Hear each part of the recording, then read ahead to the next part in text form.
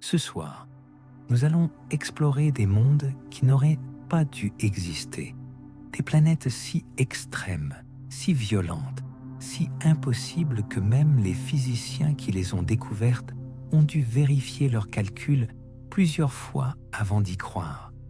Des planètes où il pleut du fer fondu. Des planètes où les vents soufflent à 30 000 km par heure. Des planètes si chaudes que leur surface brille comme une étoile. Des planètes si denses qu'elles déforment l'espace autour d'elles. Des planètes qui orbitent si près de leur étoile qu'une année dure moins de 24 heures. Des planètes qui flottent seules dans l'obscurité totale, sans aucune étoile, dérivant dans le vide interstellaire. Et des planètes où les conditions sont si parfaitement terrifiantes qu'elles semblent avoir été conçues exprès pour détruire toute forme de vie. Avant la fin des années 1990, nous ne connaissions que les planètes de notre propre système solaire. 9 planètes, 8 maintenant, depuis que Pluton a été reclassé. Et nous pensions que notre système solaire était à peu près représentatif de ce qui existait dans l'univers. Des planètes rocheuses proches de leur étoile, des géantes gazeuses plus loin, des orbites relativement circulaires, des températures dans des gammes compréhensibles. Nous avions tort, spectaculairement, radicalement, fondamentalement tort. L'univers produit des planètes d'une diversité et d'une violence que personne n'avait imaginées. Des planètes qui violent chaque règle que nous pensions connaître sur la formation planétaire. Des planètes qui redéfinissent ce que le mot « extrême » peut signifier. Des planètes qui font de notre système solaire paisible et ordonné une exception remarquable dans un univers fondamentalement hostile. Ce soir, nous allons visiter les plus terrifiantes d'entre elles. Pas pour te faire peur, mais pour comprendre à quel point l'univers est plus étrange, plus violent et plus merveilleux que tout ce que nous aurions pu imaginer. Si tu aimes explorer les mystères du cosmos, prends un instant pour t'abonner. Ça aide cette chaîne à atteindre d'autres esprits curieux comme le tien. Maintenant, commençons. Avant de plonger dans les planètes elles-mêmes, il faut comprendre comment nous les découvrons. Parce que ces planètes sont à des distances si immenses que nous ne les voyons pas directement. Nous ne pouvons pas pointer un télescope vers elles et voir une image claire de leur surface. Nous les détectons indirectement, par des méthodes ingénieuses qui révèlent leur existence sans jamais les voir directement. La première méthode est le transit. Quand une planète passe devant son étoile par rapport à notre point de vue, elle bloque une tiny fraction de la lumière de l'étoile. Cette diminution de luminosité est infime. Pour une planète de la taille de la Terre devant une étoile de la taille du Soleil, la diminution est d'environ 0,01%, pratiquement imperceptible. Et pourtant, des instruments comme le télescope spatial Kepler et maintenant TESS peuvent détecter ces variations avec une précision extraordinaire. En mesurant la profondeur de la diminution de lumière, les astronomes peuvent calculer la taille relative de la planète par rapport à son étoile. En mesurant la périodicité des transits, la durée entre deux passages successifs, ils peuvent calculer la période orbitale de la planète. Et avec la période orbitale et la masse de l'étoile, ils peuvent calculer la distance de la planète à son étoile.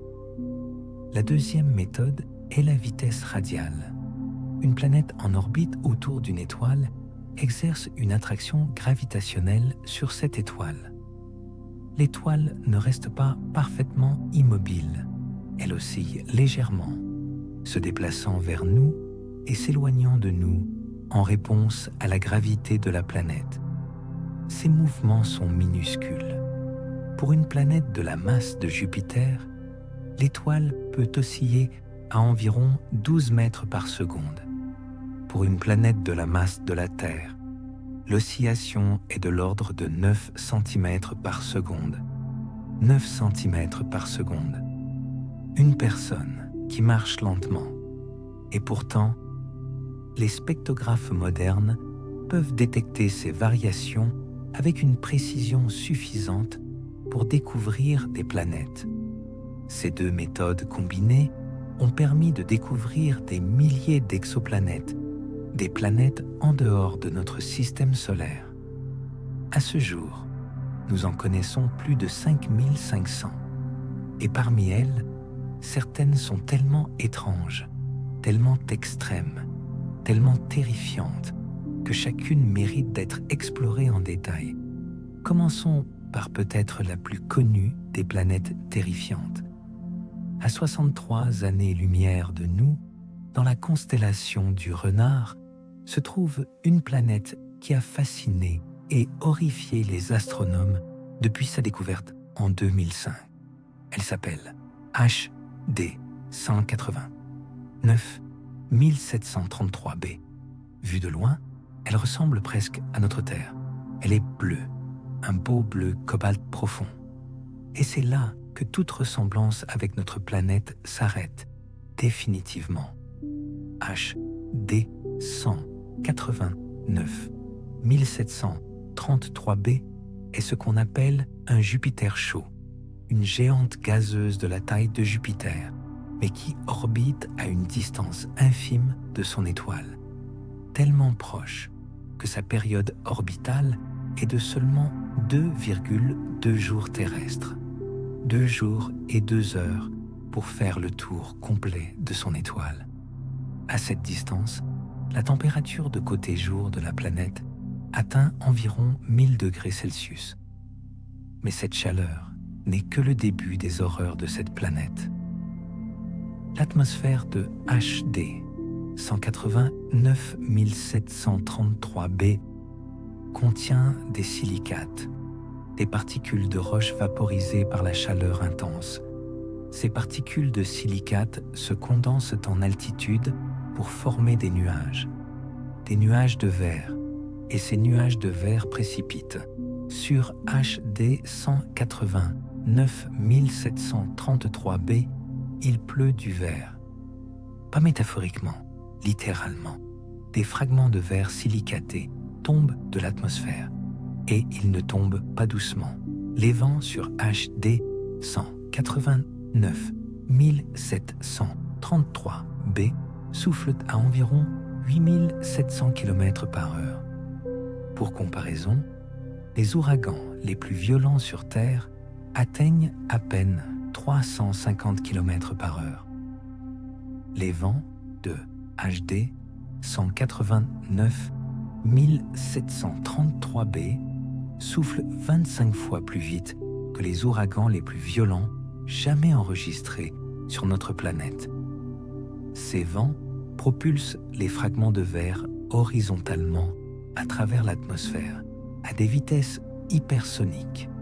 Une fine pluie de verre tranchant, portée par des vents qui dépassent la vitesse du son, dans une chaleur de 1000 degrés. Mais comment savons-nous que la planète est bleue si nous ne pouvons pas la voir directement? Les astronomes ont utilisé une technique appelée spectroscopie de transmission. Quand la planète passe devant son étoile, une fraction de la lumière de l'étoile traverse l'atmosphère de la planète avant d'arriver jusqu'à nous. Cette lumière est légèrement modifiée par l'atmosphère qu'elle a traversée. En analysant ces modifications, les astronomes peuvent déduire la composition et les propriétés de l'atmosphère. Et les observations du télescope spatial Hubble ont révélé que l'atmosphère de HD 189 1733b disperse la lumière bleue plus efficacement que les autres longueurs d'onde, exactement comme notre propre atmosphère diffuse la lumière bleue, ce qui nous donne notre ciel bleu. Sauf que sur HD 189 1733b, ce n'est pas des molécules d'azote et d'oxygène qui dispersent la lumière. Ce sont des particules de verre en suspension dans l'atmosphère. La beauté et la terreur coexistent sur cette planète d'une façon que rien dans notre expérience ne peut vraiment préparer à concevoir. Une planète d'un bleu magnifique, où il pleut du verre tranchant dans des vents hypersoniques sous une chaleur de 1000 degrés. Si HD 189 733b est terrifiante par ses conditions atmosphériques, la prochaine planète que nous allons explorer est terrifiante pour une raison différente. Elle est en train de mourir, en temps réel, sous nos yeux. WASP-12b est un Jupiter chaud, situé à environ 1400 années-lumière de nous, dans la constellation du Cocher. Sa période orbitale est de seulement 1,09 jours terrestres, 26 heures pour faire le tour complet de son étoile. À cette distance extraordinairement proche, plusieurs choses catastrophiques se produisent simultanément. Premièrement, la planète est déchirée par les forces de marée. Tout comme la Lune crée des marées sur les océans terrestres par son attraction gravitationnelle, l'étoile de WASP-12b exerce une force de marée titanesque sur la planète. Sauf que cette force est tellement puissante qu'elle n'étire pas juste les océans, elle étire la planète entière. WASP-12b n'est pas sphérique, elle est ovale, déformée, étirée vers son étoile comme une goutte d'eau qui tombe au ralenti.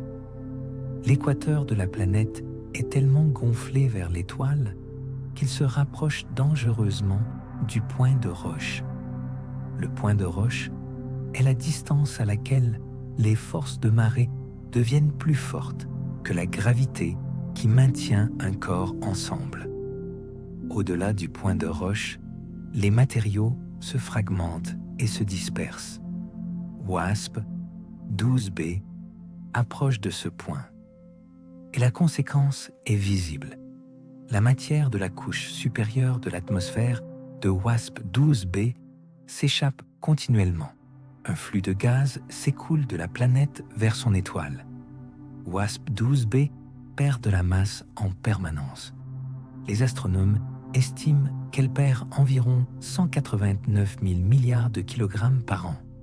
Ce chiffre est si énorme qu'il est difficile à mettre en perspective. Mettons-le autrement.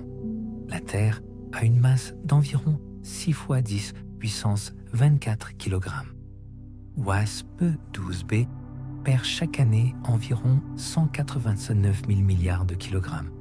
À ce rythme, et si la planète avait la masse de la Terre, elle perdrait la totalité de sa masse en environ 32 millions d'années.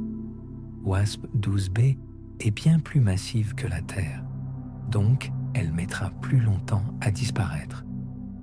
Les estimations actuelles suggèrent qu'il lui reste environ 3 millions d'années avant d'être complètement engloutie par son étoile. 3 millions d'années semblent longs, mais à l'échelle cosmique, c'est demain. Les dinosaures ont vécu sur Terre pendant plus de 165 millions d'années. WASP-12b disparaîtra dans le 5e du temps qu'ont duré les dinosaures. Et deuxièmement, la température de WASP-12b est extraordinaire. La phase jour de la planète atteint environ 2200 degrés Celsius. À cette température, les molécules les plus résistantes se décomposent. Les métaux fondent. Même certains métaux réfractaires, comme le tungstène, qui fond à 3422 degrés, ne seraient qu'à quelques centaines de degrés de leur point de fusion. L'atmosphère de WASP-12b ne contient probablement pas de nuages stables.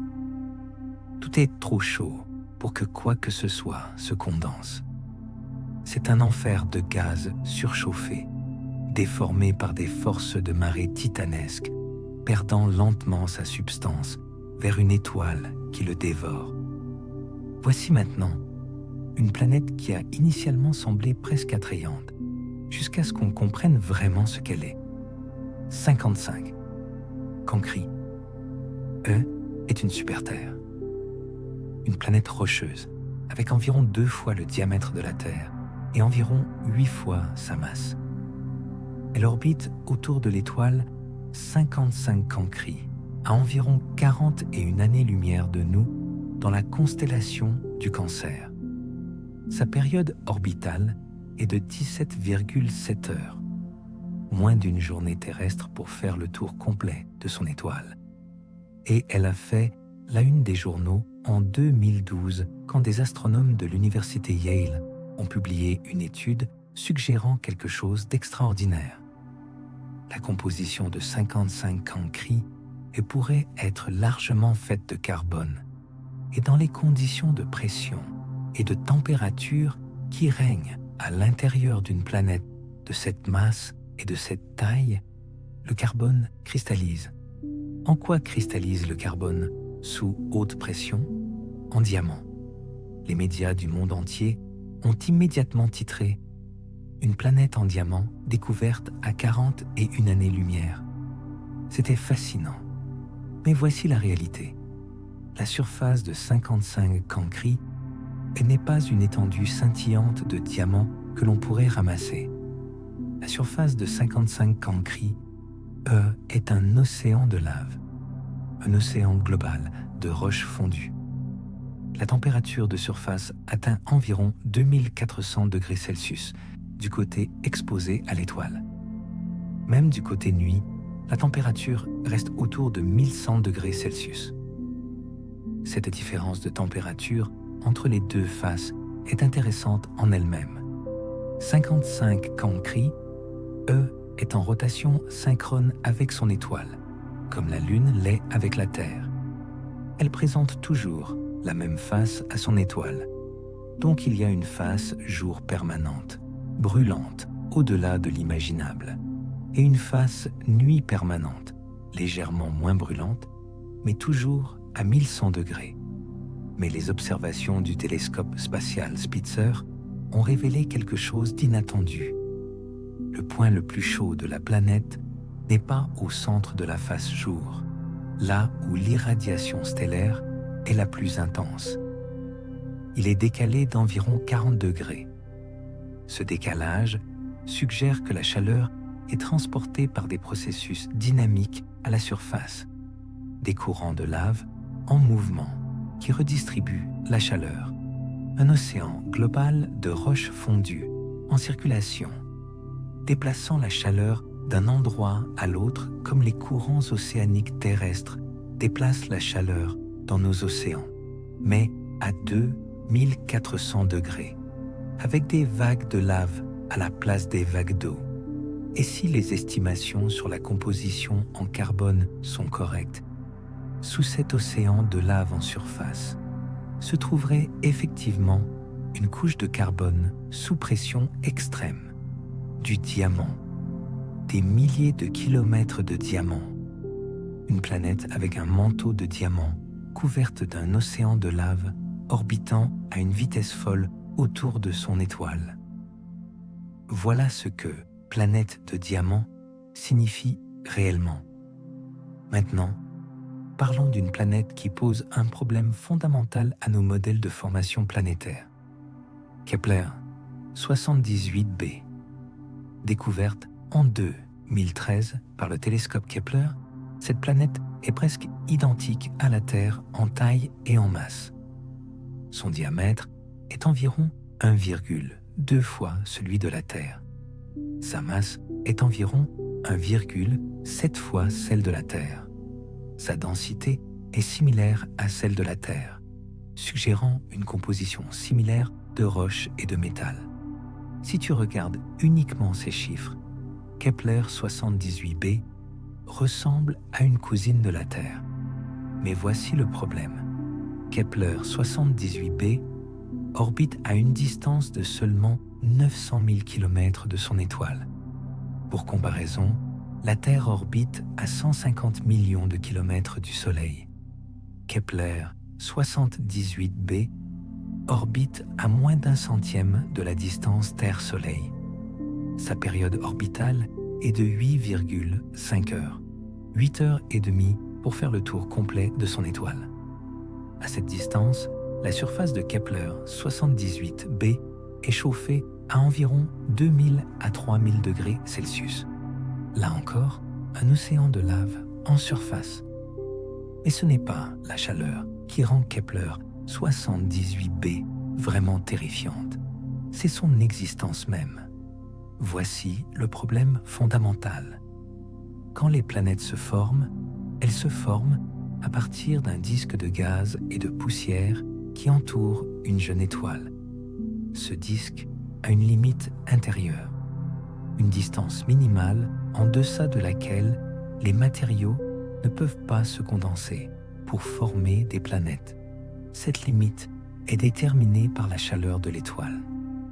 Les matériaux trop proches de l'étoile sont trop chauds pour se solidifier et s'agglomérer en planètes. Pour une étoile comme celle de Kepler 78b, cette limite intérieure se trouve à environ 2 à 3 millions de kilomètres. Kepler 78b orbite à 900 000 kilomètres, à l'intérieur de la limite dans laquelle une planète peut se former. Donc, soit Kepler 78b s'est formée là où elle est, ce qui devrait être impossible selon nos modèles. Soit elle s'est formée plus loin et a migré vers l'intérieur. Mais si elle a migré vers l'intérieur, pourquoi s'est-elle arrêtée là? Pourquoi n'a-t-elle pas continué à spiraler vers son étoile et à être engloutie comme WASP 12b est en train de l'être? Et si elle a survécu à cette migration, combien de temps peut-elle encore tenir à cette distance? Les forces de marée exercées par l'étoile sur Kepler 78b la font migrer vers l'intérieur à une vitesse mesurable. Les estimations actuelles suggèrent qu'elle sera engloutie par son étoile dans environ 3 milliards d'années. Mais ça ne répond pas à la question de comment elle s'est retrouvée là. Kepler 78b défie notre compréhension de la formation planétaire. Elle existe dans une zone où elle ne devrait pas pouvoir exister. Et pourtant, elle est là, tournant à toute vitesse autour de son étoile, couverte de lave, ignorant superbement les règles que nous pensions immuables. Voici maintenant une planète dont les caractéristiques semblent sorties d'un conte de fées cosmiques, jusqu'à ce qu'on réalise ce que ça signifie réellement d'avoir des nuages de pierres précieuses. HATP 7b est un Jupiter chaud, situé à environ 1040 années-lumière dans la constellation du Cygne. Sa période orbitale est de 2,2 jours.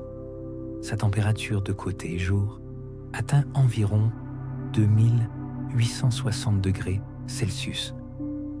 À cette température extraordinaire, les composés chimiques qui se comportent normalement comme des solides ou des liquides à basse température deviennent des gaz.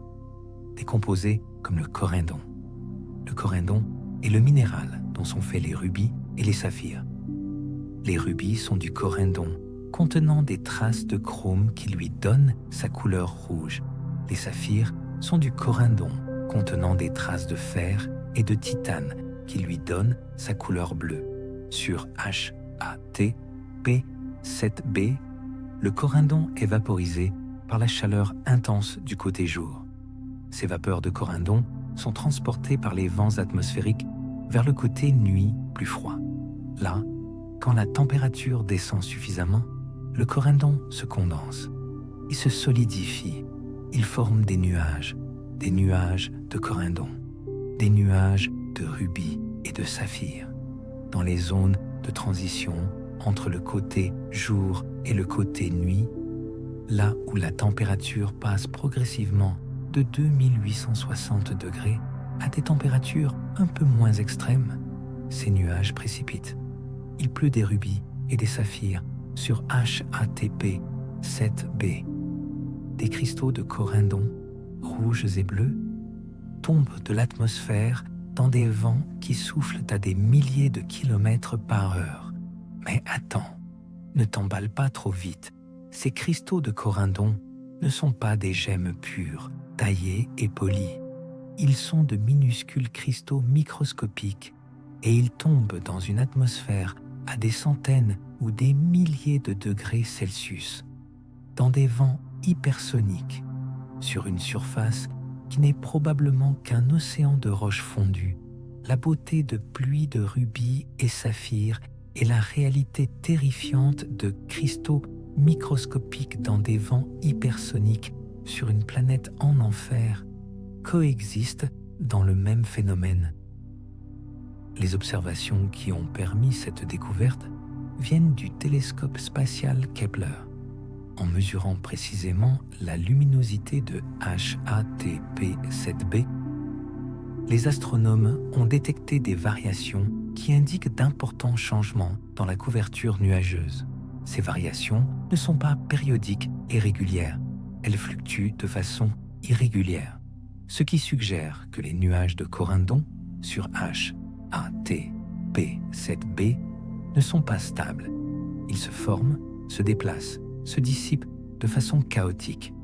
Des tempêtes de gemmes dans une atmosphère en ébullition. Nous avons vu des planètes chaudes, des planètes couvertes de lave, des planètes avec des nuages impossibles. Maintenant, voici une planète qui est terrifiante non pas à cause de ce qu'elle fait, mais à cause de ce qu'elle est. TRES 2b, découverte en 2006 et observée en détail par le télescope Kepler. TRES 2b est un Jupiter chaud, situé à environ 750 années-lumière de nous, dans la constellation du Dragon. Sa période orbitale est de 2,47 jours. Sa température de surface est d'environ 1000 degrés Celsius. Ces caractéristiques sont désormais presque banales dans notre catalogue de planètes terrifiantes. Ce qui rend TRES 2b unique est sa couleur, ou plutôt son absence de couleur. TRES 2b est la planète la plus sombre jamais découverte. Elle reflète moins de 1% de la lumière qu'elle reçoit de son étoile. Pour comparaison, Jupiter reflète environ 52% de la lumière solaire. La Lune reflète environ 12%. Le charbon, l'une des substances les plus sombres que nous connaissons sur Terre, reflète environ 4% de la lumière. TRES 2b reflète moins de 1%. Elle est plus noire que le charbon, plus noire que n'importe quelle substance que nous connaissons. Si tu pouvais tenir TRES 2b dans ta main, elle absorberait pratiquement toute la lumière qui la toucherait. Elle semblerait être un trou dans l'espace, une absence de lumière en forme de planète. Mais pourquoi est-elle si sombre? La réponse n'est pas entièrement claire. Les Jupiters chauds typiques contiennent des nuages qui réfléchissent une partie de la lumière stellaire, comme nos nuages terrestres réfléchissent la lumière solaire. TRES 2b semble manquer de ces nuages réfléchissants, peut-être parce que sa température est trop élevée pour que les composés qui forment habituellement les nuages dans les atmosphères de géantes gazeuses se condensent. L'atmosphère de TRES 2b pourrait contenir des composés qui absorbent la lumière de façon extraordinairement efficace. Des oxydes de sodium et de potassium à haute température, des molécules de dioxyde de titane, des hydrocarbures complexes formés par la chimie atmosphérique à haute température. Tous ces composés absorbent la lumière plutôt que de la réfléchir. Le résultat est une planète qui semble presque invisible, noire, silencieuse, absorbant presque toute la lumière, se déplaçant autour de son étoile dans une danse invisible. Si tu regardais TRES 2b depuis l'espace, tu ne la verrais presque pas.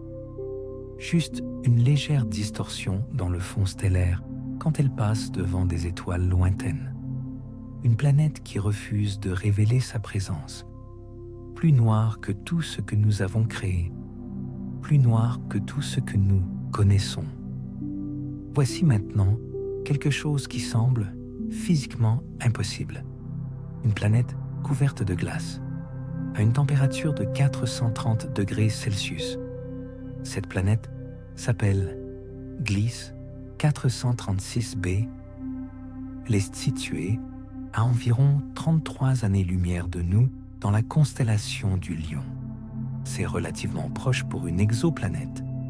Gliese 436b est une Neptune chaude, une planète légèrement plus grande que Neptune dans notre système solaire. Sa période orbitale est d'environ 2,6 jours.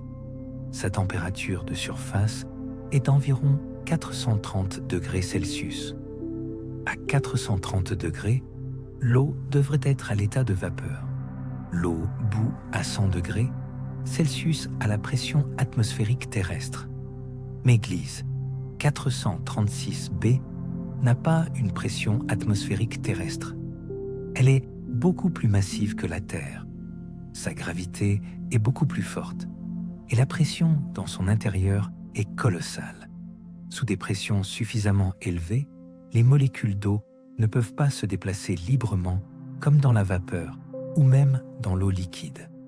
Elles sont forcées dans une structure cristalline compacte, même à 430 degrés, même à plusieurs centaines de degrés au-dessus du point d'ébullition normal de l'eau. C'est ce qu'on appelle la glace chaude, ou plus précisément la glace 7 ou la glace 10, selon les conditions exactes de pression et de température. C'est une forme d'eau solide qui existe sous des pressions extrêmement élevées, indépendamment de la température. Les physiciens connaissent ce phénomène en laboratoire, mais le voir réalisé à l'échelle d'une planète entière est extraordinaire. L'intérieur de Gliese 436b est probablement constitué en grande partie de cette glace chaude exotique, un océan de glace à 430 degrés. Mais voici ce qui est encore plus intéressant. Gliese 436b perd son atmosphère. Les observations par le télescope spatial Hubble ont révélé un immense nuage d'hydrogène entourant la planète. Ce nuage est si grand qu'il est environ 50 fois plus large que la planète elle-même. La chaleur de l'étoile proche arrache l'hydrogène de l'atmosphère de Gliese 436b et l'envoie dans l'espace. La planète est entourée d'une comète d'hydrogène, une traîne gazeuse qui s'étend sur des dizaines de milliers de kilomètres derrière elle dans son orbite. Une planète de glace brûlante enveloppée dans un nuage d'hydrogène géant, perdant son atmosphère dans l'espace. Les règles normales de la physique semblent ne pas s'appliquer ici, et pourtant, elles s'appliquent parfaitement. C'est juste que les conditions sont si extrêmes que les comportements habituels des matières deviennent méconnaissables.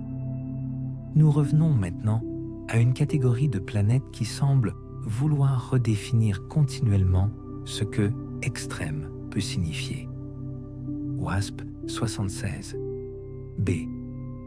Située à environ 640 années-lumière de nous dans la constellation du Poisson, WASP 76b a été découverte en 2016 et observée en détail avec le spectrographe Espresso installé au Very Large Telescope en 2020. C'est un Jupiter chaud avec une période orbitale de 1,8 jours.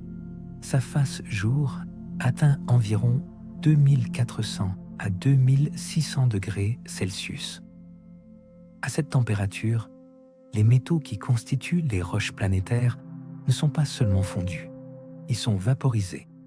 Le fer, par exemple, bout à 2862 degrés Celsius. Sur la face jour de WASP 76b, la température approche ce point. Le fer à la surface de la face jour est vaporisé, transformé en gaz. Ces vapeurs de fer sont emportées par les vents atmosphériques extraordinairement puissants de WASP 76b vers la face nuit. Rappelle-toi, comme beaucoup de Jupiter chaud, WASP 76b est en rotation synchrone avec son étoile, une face toujours exposée à l'étoile, une face toujours dans l'obscurité. Quand les vapeurs de fer arrivent sur la face nuit, plus froide, elles se refroidissent. Le fer se condense, il se liquéfie et il tombe. Sur WASP 76b, il pleut du fer fondu sur la face nuit. Des gouttes de métal liquide tombant de l'atmosphère dans l'obscurité d'une planète qui présente éternellement la même face à son étoile. Les astronomes ont confirmé cette pluie de fer en mesurant la signature spectrale du fer dans l'atmosphère de la planète. En utilisant l'effet Doppler, ils ont pu distinguer la lumière venant de la face jour de celle venant de la face nuit. Et ils ont trouvé de la vapeur de fer sur la face jour, mais pas sur la face nuit. Ce qui signifie que le fer se condense et précipite sur la face nuit avant de pouvoir être détecté. C'est une confirmation directe de la pluie de fer. Imagine cette planète, un côté perpétuellement baigné dans la lumière aveuglante de son étoile à 2500 degrés, où le fer lui-même se vaporise. L'autre côté dans une obscurité perpétuelle, avec une pluie de gouttes de métal fondu tombant silencieusement dans l'atmosphère. Une frontière entre ces deux mondes radicalement différents. Une zone de terminaison permanente où les vents atmosphériques transportent du fer gazeux dans un sens et le font précipiter en pluie métallique dans l'autre. Voici maintenant des planètes terrifiantes, non pas à cause de leur atmosphère ou de leurs conditions de surface, mais à cause de leur origine. PSRB 1257 plus 12 est un pulsar.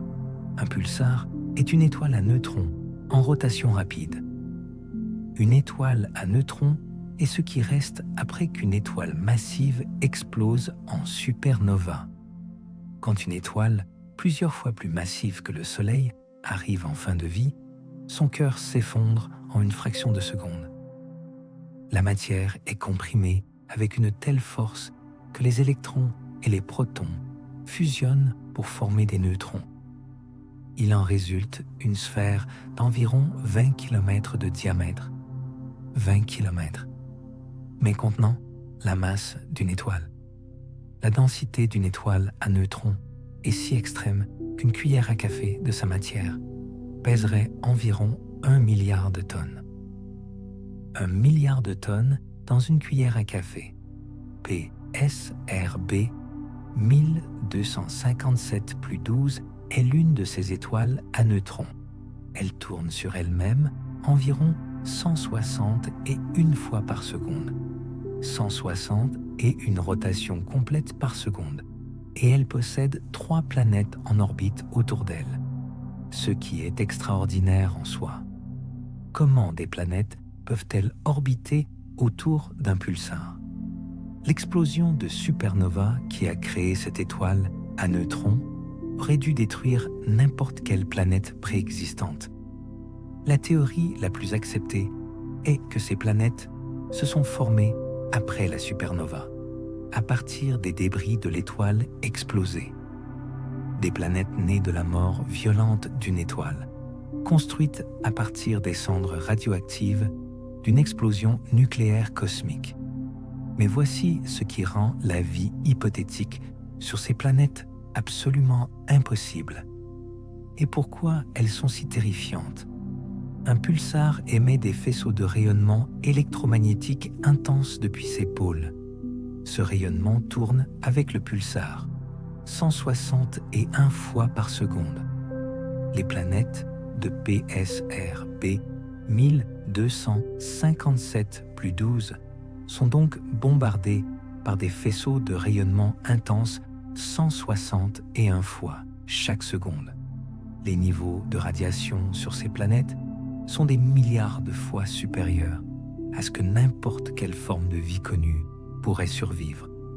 Chaque seconde, chaque mètre carré de leur surface est frappé par des doses de rayonnement qui détruiraient instantanément n'importe quelle molécule organique complexe. Et ce bombardement dure depuis des millions d'années. Ces planètes sont stérilisées, pas stérilisées comme un instrument médical, stérilisées au sens où absolument rien de biologique ne peut y exister. Pas de bactéries, pas de virus, pas de prions, rien. Même si des acides aminés, les briques élémentaires de la vie, tombaient sur ces planètes depuis l'espace, ils seraient décomposés en molécules plus simples en une fraction de seconde sous l'intensité du rayonnement. Ce sont des mondes biologiquement stériles, bombardés de radiation, nés d'une catastrophe stellaire, orbitant autour d'un cadavre stellaire en rotation frénétique. Voici maintenant une planète qui ressemble à quelque chose de familier si tu es fan d'une certaine franchise de science-fiction. Kepler 16b est une planète qui orbite autour de 2 étoiles simultanément. Pas autour d'une étoile simple avec une autre étoile lointaine dans son système. Autour de 2 étoiles qui orbitent elles-mêmes l'une autour de l'autre. Un système binaire. Kepler 16b est la première planète circumbinable confirmée, une planète avec 2 soleils, exactement comme Tatooine dans Star Wars, la planète d'origine de Luke Skywalker. Les 2 étoiles de Kepler 16 sont moins lumineuses que notre Soleil. L'une est une naine orangée d'environ 69% de la masse solaire. L'autre est une naine rouge d'environ 20% de la masse solaire. Elles orbitent l'une autour de l'autre avec une période de 41 jours. Et Kepler 16b orbite autour des deux avec une période d'environ 229 jours terrestres. La planète voit régulièrement des couchers de soleil doubles, 2 soleils se couchant simultanément à l'horizon. C'est magnifique. Et maintenant, voici pourquoi c'est aussi terrifiant. L'orbite d'une planète autour d'un système binaire n'est pas stable de la même façon qu'une orbite autour d'une étoile unique. Les 2 étoiles exercent des forces gravitationnelles en permanence sur la planète, et ces forces changent constamment en direction et en intensité à mesure que les étoiles orbitent l'une autour de l'autre. L'orbite de Kepler 16b est soumise à des perturbations gravitationnelles complexes. À court terme, l'orbite est stable, mais sur des millions à des milliards d'années, ces perturbations s'accumulent. L'orbite peut devenir chaotique. La planète peut être éjectée de son système, ou, au contraire, déstabilisée vers l'intérieur, se rapprochant dangereusement des 2 étoiles. Et pendant toute cette instabilité potentielle à long terme, les variations de l'énergie reçue par la planète selon la configuration des 2 étoiles sont considérables. Quand les 2 étoiles sont alignées du même côté de la planète, elle reçoit beaucoup plus de chaleur que quand elles sont de côtés opposés. Ces variations cycliques de l'énergie reçue créent des saisons d'une complexité extraordinaire. Des saisons qui ne sont pas simplement liées à l'inclinaison axiale de la planète, comme sur Terre. Des saisons qui dépendent de la position relative des 2 étoiles. Des saisons imprévisibles, chaotiques, extrêmes. Kepler 16b est froide, avec une température de surface estimée autour de -100 degrés Celsius. Mais la complexité et l'imprévisibilité de son environnement gravitationnel et énergétique en font un monde fascinant et hostile. Voici peut-être la catégorie de planètes la plus troublante philosophiquement, les planètes errantes, ou planètes rogues en anglais.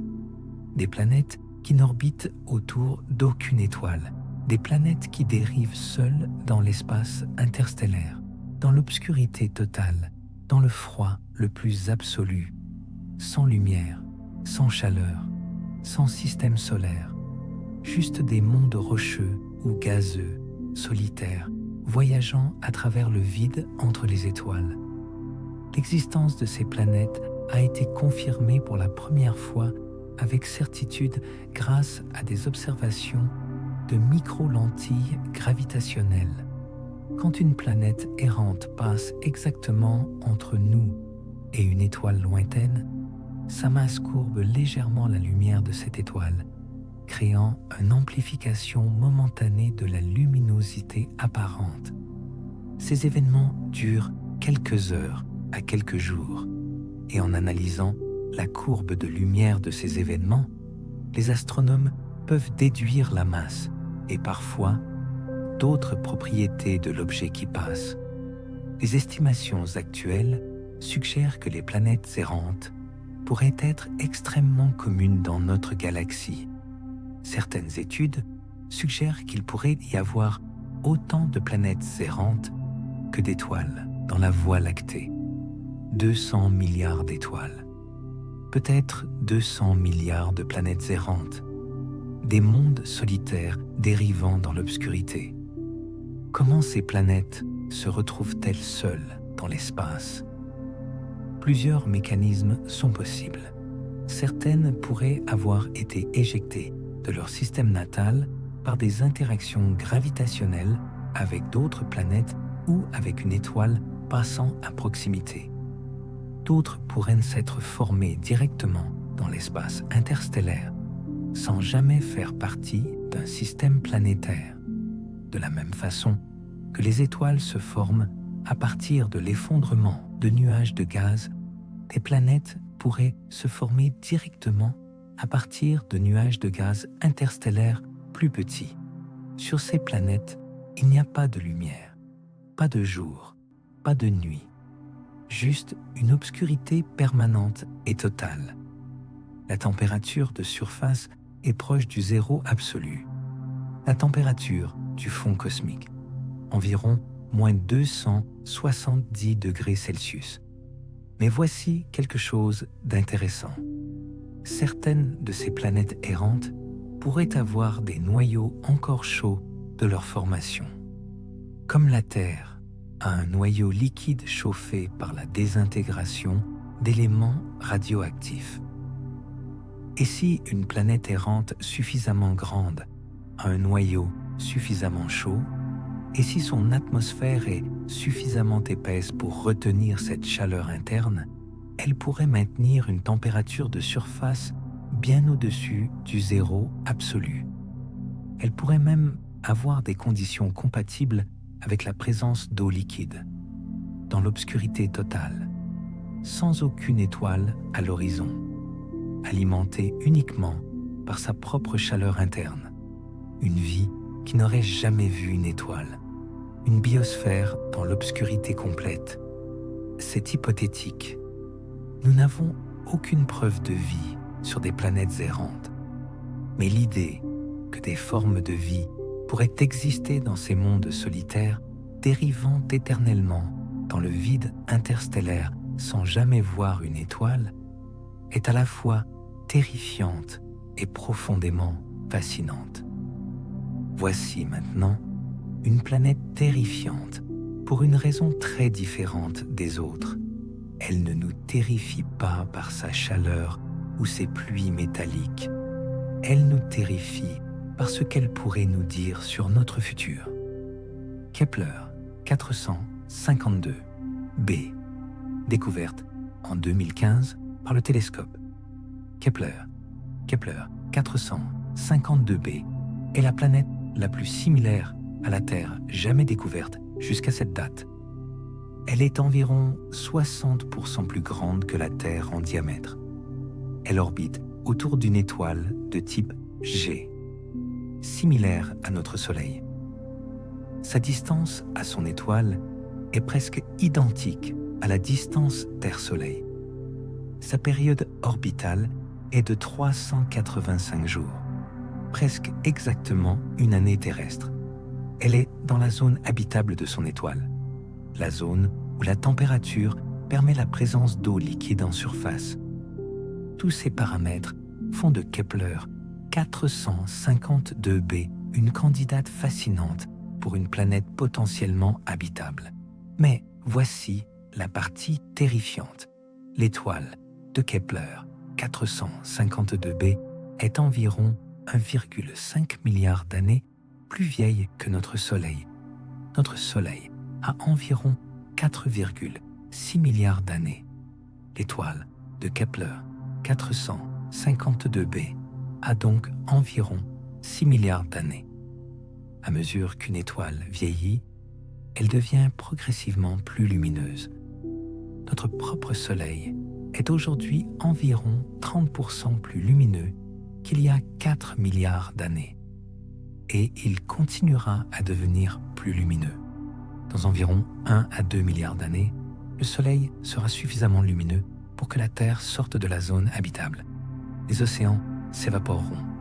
L'atmosphère se perdra dans l'espace. La Terre deviendra un monde stérile. Kepler 452b est 1,5 milliard d'années en avance sur nous dans ce processus.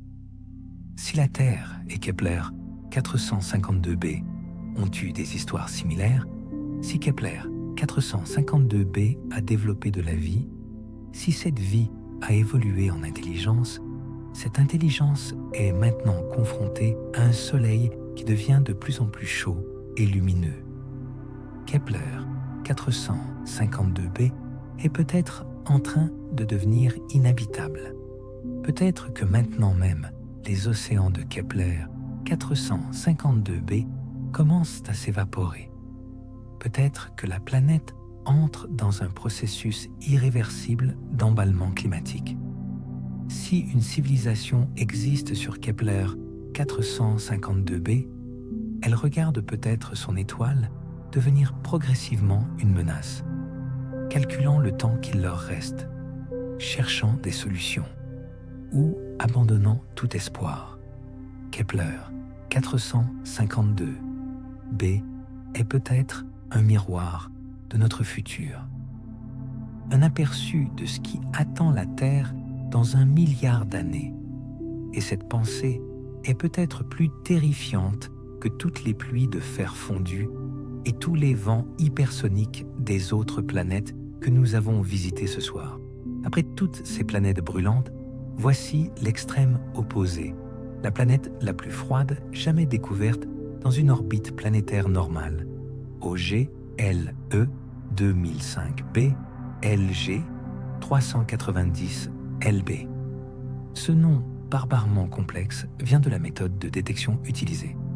OGL signifie Optical Gravitational Lensing Experiment, une collaboration internationale d'astronomes qui recherchent des planètes par micro-lentilles gravitationnelles. Cette planète se trouve à environ 21 500 années-lumière de nous, près du centre galactique.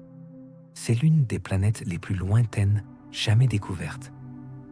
Elle orbite autour d'une naine rouge à une distance d'environ 2,6 unités astronomiques, 2,6 fois la distance Terre-Soleil, mais autour d'une naine rouge qui est beaucoup moins lumineuse que notre Soleil. Cette distance correspond à une zone extrêmement froide.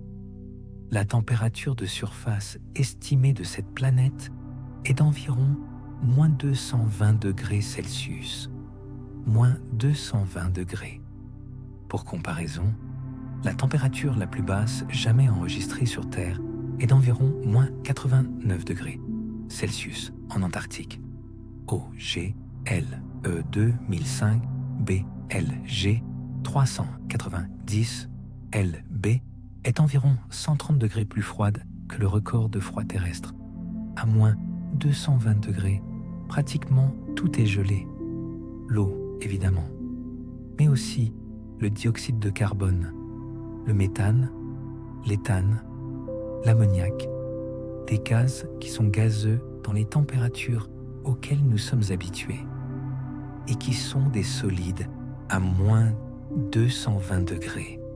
La surface de cette planète est probablement couverte d'une croûte épaisse de glace de diverses compositions. Des glaces d'eau, de méthane, de dioxyde de carbone, peut-être d'azote. Un monde complètement glacé, silencieux, figé, baigné dans la faible lumière rouge de sa naine rouge. Et pourtant, même à moins 220 degrés, il n'est pas impossible que certaines réactions chimiques lentes se produisent à l'intérieur de la planète, alimentées par la chaleur radioactive de son intérieur. Dans certains laboratoires sur Terre, des scientifiques étudient des réactions biochimiques à très basse température pour comprendre si la vie pourrait exister dans des environnements aussi froids. La réponse est que les réactions se produisent, très lentement, mais elles se produisent. Même à moins 220 degrés, certaines molécules peuvent encore réagir entre elles. Ce n'est pas la vie telle que nous la connaissons, mais ça suggère que l'univers pourrait produire de la chimie complexe dans des conditions que nous considérons comme absolument incompatibles avec quoi que ce soit d'intéressant. Nous avons voyagé ce soir sur des mondes extraordinaires, des mondes où il pleut du verre tranchant, dans des vents hypersoniques, des mondes qui se font dévorer par leur propre étoile, des mondes couverts d'océans de lave, des mondes qui n'auraient pas dû pouvoir exister selon nos modèles, des mondes où il pleut des rubis et des saphirs, des mondes plus noirs que le charbon, des mondes de glace à 430 degrés, des mondes où il pleut du fer fondu, des mondes nés des cendres radioactives d'explosions stellaires, des mondes avec 2 soleils, des mondes qui dérivent seuls dans l'obscurité totale, des mondes qui sont peut-être le miroir de notre futur, des mondes gelés à moins 220 degrés. Chacune de ces planètes nous a enseigné quelque chose de fondamental. La première leçon est que l'univers est extraordinairement créatif. Nous pensions que notre système solaire était un modèle représentatif de ce qui existait ailleurs. Nous avions tort. L'univers produit des planètes d'une diversité qui dépasse toutes nos prédictions. Des planètes que les modèles théoriques de formation planétaire n'avaient pas anticipées. Des planètes dont l'existence même force les astronomes et les physiciens à revoir leurs théories. La deuxième leçon est que les conditions extrêmes ne sont pas l'exception dans l'univers, elles sont la norme. Notre système solaire, avec ses planètes dans des orbites relativement stables et des températures dans des gammes relativement raisonnables, est peut-être l'exception. L'univers, dans sa majorité, est un endroit violent, chaud, froid, bombardé de radiation, instable. La troisième leçon, peut-être la plus importante, est que la vie telle que nous la connaissons est extraordinairement fragile et exceptionnelle. Les conditions sur Terre, température modérée, eau liquide, atmosphère protectrice, champ magnétique qui dévie les radiations, distance optimale de notre étoile, sont le résultat d'une combinaison de facteurs extraordinairement précises. Sur la grande majorité des planètes que nous avons découvertes, aucune de ces conditions n'est réunie. Les planètes terrifiantes que nous avons visitées ce soir nous rappellent à quel point la Terre est précieuse, à quel point notre monde est une anomalie bienheureuse dans un univers majoritairement hostile, et à quel point nous devrions en prendre soin. La quatrième leçon est que nos modèles sont toujours incomplets. Chaque nouvelle planète découverte force une révision de nos théories. Kepler 78b qui existent là où elles ne devraient pas exister. WASP 12b qui se fait dévorer par son étoile. WASP 76b avec sa pluie de fer fondu. Gliese 436b avec sa glace brûlante. Chaque découverte est une leçon d'humilité pour la science. Nous pensons comprendre comment les planètes se forment. Et puis, nous découvrons une planète qui viole toutes les règles. Nous pensons comprendre ce qui est possible dans l'univers. Et puis, nous découvrons quelque chose d'impossible qui existe quand même. C'est la beauté de l'exploration. L'univers est toujours plus complexe, plus surprenant, plus étrange que nos meilleures théories. La 5e leçon est que nous sommes dans une période extraordinaire de l'histoire humaine. Il y a seulement 30 ans, nous ne savions pas si d'autres planètes existaient en dehors de notre système solaire. Nous avions des théories, des hypothèses, des modèles, mais aucune certitude. Aujourd'hui, nous en connaissons plus de 5500 et chaque année, des centaines de nouvelles sont confirmées. Le James Webb Space Telescope, lancé en décembre 2021, commence à révolutionner notre compréhension des atmosphères exoplanétaires. Pour la première fois, nous pouvons analyser la composition chimique des atmosphères de planètes à des centaines d'années-lumière. Nous pouvons chercher des signatures de vapeur d'eau, de dioxyde de carbone, de méthane, d'oxygène, de molécules qui pourraient indiquer la présence de vie. Nous n'avons pas encore trouvé de telles signatures, mais nous cherchons et nous avons maintenant les outils pour le faire de façon sérieuse. Parmi les 5500 exoplanètes connues, un petit nombre se trouve dans la zone habitable de leurs étoiles. Un nombre encore plus petit a une taille similaire à la Terre.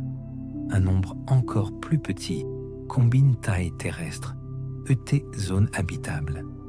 Actuellement, nous en connaissons plusieurs dizaines qui réunissent ces critères.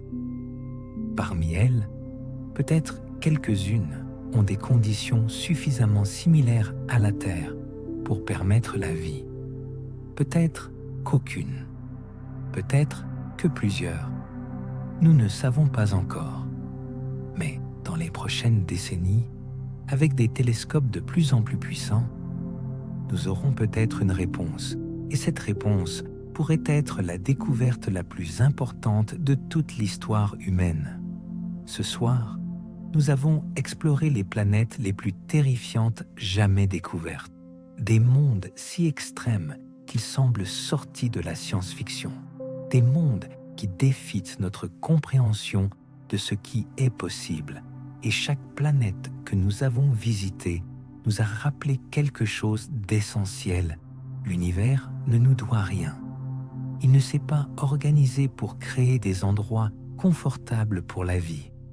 Il produit des pluies de fer fondu et des vents hypersoniques et des températures de 3000 degrés avec la même indifférence totale qu'il produit des températures douces, de l'eau liquide et du ciel bleu.